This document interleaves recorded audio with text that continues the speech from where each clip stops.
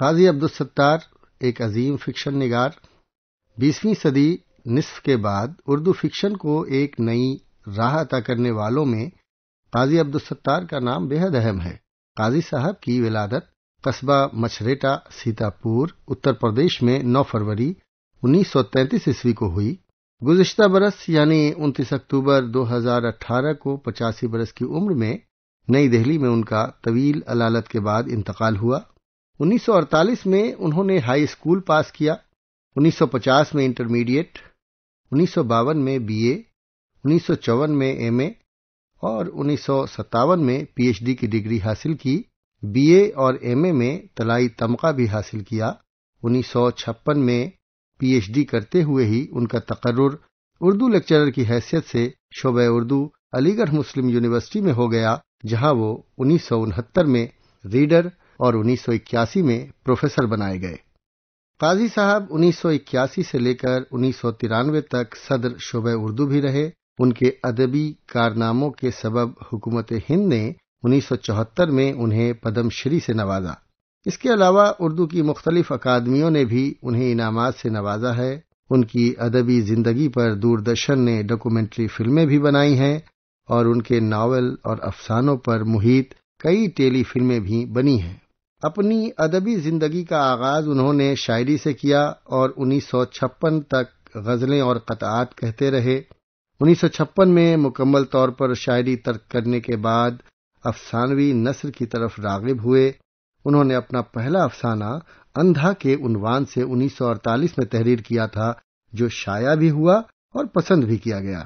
اسی طرح انہوں نے اپنا پہلا ناول شکست کی آواز 1954 میں تحریر کیا تھا، جو بعد میں 1961 میں دودے چراغ محفل کے نام سے اردو میں اور پہلا اور آخری خط کے عنوان سے ہندی میں چھپا تھا۔ قاضی صاحب نے کل 11 ناول اور ناولٹ لکھے اور پیتل کا گھنٹا اور آئینہ ایام کے نام سے 2 افسانوی مجموعے بھی شائع کیے۔ قاضی صاحب کی 2 تنقیدی کتابیں اردو شاعری میں قنوتیت اور جمالیات اور ہندوستانی جمالیات بھی شائع ہوئیں۔ اردو شاعری میں قنوتیت ان کی PhD کا مقالہ تھا، جو پروفیسر رشید احمد صدیقی کی نگرانی میں تحریر کیا گیا تھا۔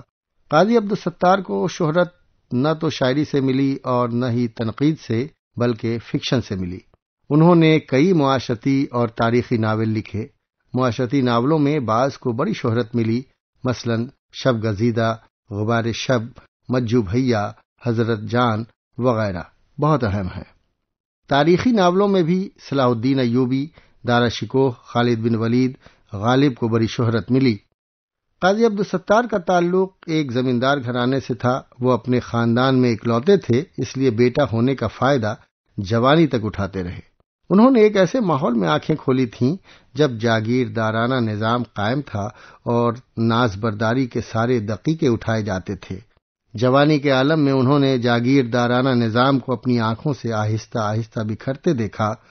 جاگیردارانہ نظام اور تہذیبی قدروں کے بکھرنے سے شان و شوکت اور عیش و آرام کی محفلیں بھی بکھر گئیں۔ جھوٹی اور کھوکھلی وزاداری کا بہت گہرا اثر ان پر ہوا، جس کا اندازہ ان کے ناولوں اور افسانوں کو پڑھ کر بخوبی ہوتا ہے۔ زمینداری کے بے معنی ہونے کا اندازہ تو اسی بات سے لگایا جا سکتا ہے کہ زمینداری 8 کوس تک پھیلی ہوئی تھی، مگر یہ زمینداری کسی گاؤں میں 2 آنے کی تھی، کسی میں 4 آنے کی اور کسی میں 4 پیسے کی۔ قاضی صاحب نے اپنے ناولوں اور افسانوں میں اسی عہد کے حالات کو موضوع بنایا ہے۔ حالات سے بگڑے ہوئے زمینداروں کی کھوکھلی وزاداری، ان کی قسمہ پرسی اور بے بسی کی تصویر کھینچی ہے۔ یہ وہی زمانہ ہے جب ترقی پسند تحریک نے ادیبوں کے ایک بڑے حلقے کو متاثر کیا تھا اور حقیقی حالات زندگی کی پیشکش کو ادب کا لازمی جز بنایا تھا۔ قاضی صاحب بھی اس تحریک سے جڑے اور اپنی ادبی تخلیقات میں مٹتی ہوئی تہذیب اور قدروں کو پیش کیا۔ انہوں نے سماجی حیات گزاریوں کو بڑی بے باکی اور جرأت مندی کے ساتھ پیش کیا۔ قاضی صاحب چونکہ جاگیردارانہ نظام کے پروردہ تھے، اسی لیے خصوصی طور پر انہیں ہی موضوع بنایا اور جاگیرداروں کے کرب، شک و شبہات اور ان کی شکست خوردگی کو پیش کیا۔ انہوں نے مروجہ نظام سے ہمدردی کا اظہار بھی کیا اور ان کی خامیوں کی طرف اشارے بھی کیے۔ حالانکہ قاضی صاحب کی ہمدردی جاگیردارانہ نظام اور زمینداروں سے گہری تھی، مگر ان کی فکری کشمکش پر نظر ڈالیے تو تو یہ اندازہ ہوتا ہے کہ یہ عین فطری تھا، کیونکہ ماحول کا اثر ہر فنکار پر گہرا ہوتا ہے۔ اپنی بعض کہانیوں اور ناولوں میں وہ احساس برتری کے شکار بھی نظر آتے ہیں، لیکن اعلیٰ اور ادنا کے تصور کا اثر جیسے جیسے کم ہوتا گیا، ان کی انانیت میں بھی اعتدال پیدا ہوتا گیا۔ ان کی خوش بیان بے باکی کا تو ایک زمانہ معترف ہے۔ قاضی صاحب تہذیبی رکھ رکھاؤ کے دل دادا تھے، اس لیے اکثر جگہ وہ تہذیب و تمدن کی بات کرتے ہوئے نظر آتے ہیں۔ ان کی گفتگو کا انداز بلند و بانگ ہے، ان کے کردار، ان کے مکالمے اور حالات کی پیشکش میں ہر جگہ بلند آہنگ دکھائی دیتے ہیں۔ ایسا محسوس ہوتا ہے کہ ابو الہول کی آواز احرام مصر سے ٹکرا رہی ہے۔ یہی ان کے مخصوص لب و لہجہ اور اسلوب کی پہچان ہے۔ انہوں نے لکھا ہے کہ میری کوشش یہ ہوتی ہے کہ میں جس تہذیب کو پیش کر رہا ہوں اس کی پیشکش سچی ہو۔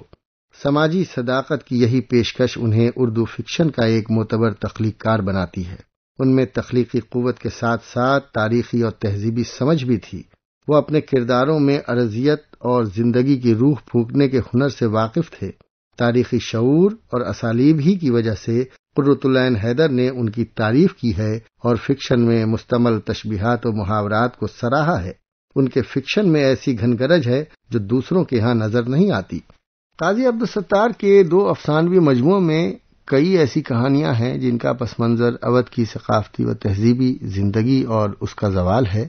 یہ درست ہے کہ قاضی صاحب کے افسانوں کا کینوس اتنا وسیع نہیں کہ پوری اودھی تہذیب کا احاطہ کر لے، لیکن باقی ماندہ تہذیب پر جو اشارے انہوں نے کیے ہیں وہ خود بخود اپنی تفصیل بیان کر دیتے ہیں۔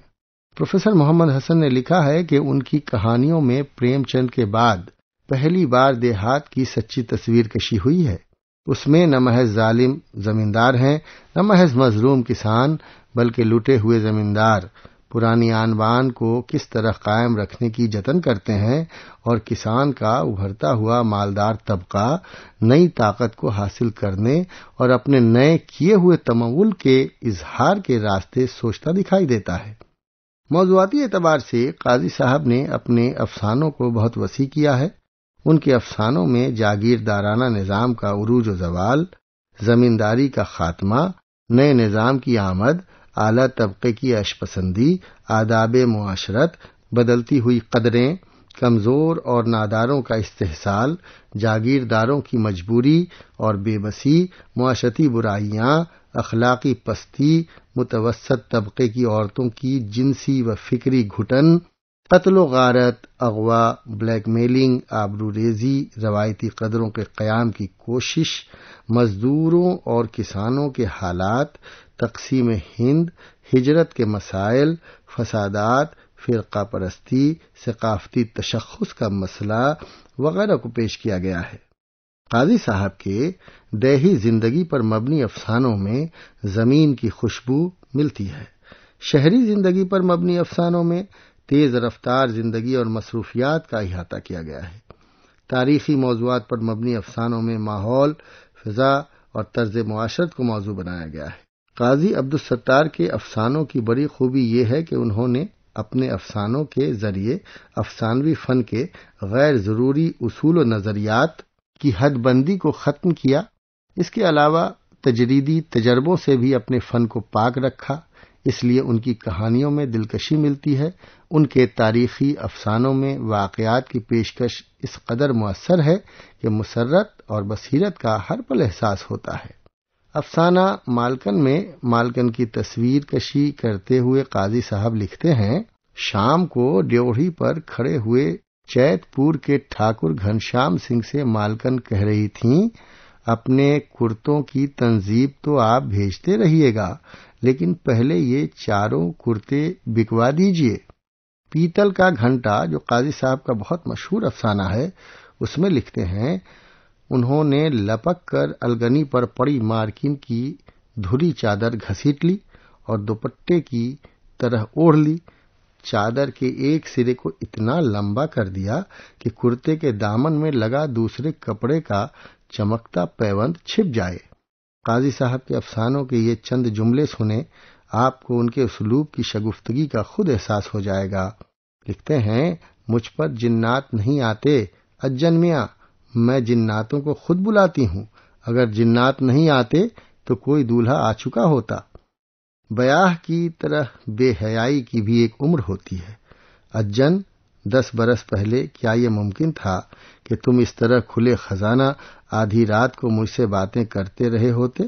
آسمان سے آنسو برس رہے تھے، برآمدے کے ٹین پر مدھم مدھم گھنگرو بج رہے تھے۔ قاضی صاحب کے کامیاب افسانوں میں رزو باجی، مجرا، ایک کہانی، ٹھاکر دوارا، پرچھائیاں، مالکن، آنکھیں، نیا قانون، پیتل کا گھنٹا فنی اعتبار سے کامیاب اور متاثر کرنے والے افسانے ہیں۔ قاضی عبدالستار نے کئی ناول لکھے، جن میں معاشرتی ناول بھی ہیں اور تاریخی ناول بھی۔ ان ناولوں کے موضوعات بھی تقریباً وہی ہیں جنہیں اوپر بیان کیا جا چکا ہے۔ ان موضوعات کو ناول میں جس طرح بیان کیا گیا ہے اس کی گنجائش افسانوں میں نہیں تھی۔ یہاں کینوس بڑا تھا، اس لیے تصویر کشی بھی وسیع پیمانے پر ہوئی ہے۔ معاشرتی ناول میں شب گزیدہ بہت کامیاب ناول ہے۔ یہ ناول کسانوں اور زمینداروں کی جیتی جاگتی زندگی کا مرقع ہے۔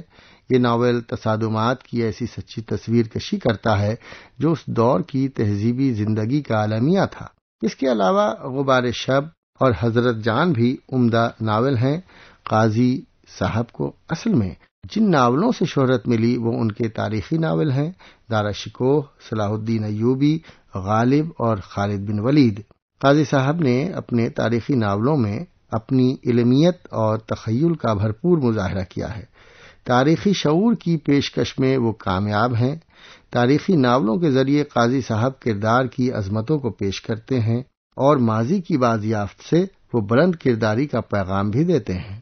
شاید اسی لیے شمس الرحمن فاروقی نے بھی لکھا ہے کہ قاضی عبدالستار کے قلم میں گزشتہ عظمتوں اور کھوئے ہوئے ماحول کو دوبارہ زندہ کرنے کی حیرت انگیز قوت ہے۔ قاضی صاحب کے ناولوں کا اسلوب بھی بے حد مؤثر اور دل پذیر ہے۔ ان کے اسلوب کی رنگا رنگی کا لطف ان جملوں میں آپ کو ملے گا۔ حضرت جی کے مشاق ہاتھ اس کے بدن پر اس طرح چل رہے تھے جیسے پرانا سائیں منہ زور گھوڑی کی مالش کرتا ہے۔ جب گھوڑی چمکنے لگی تو ننگی پیٹھ پر سوار ہو گئے۔ ان کے بتائے ہوئے راستے سے بدکنے لگی تو لگامیں کھینچ کھینچ کر اور ایڑیاں مار مار کر اپنے راستے پر ڈال لیا۔ سلطنت شراب کا شیشہ نہیں ہوتی جسے چند فسادی ویران مسجد کے صحن سے پتھر چن کر چکنا چور کر ڈالے۔ بادل جب برستا ہے تو یہ نہیں سوچتا کہ اس کی بوندوں سے عدن کی سیپوں میں موتی جنم پائیں گے یا دمشق کے نرکل میں زہر پروان چڑھے گا۔ وہ برستا ہے اس لیے کہ برسنا اس کی فطرت ہے۔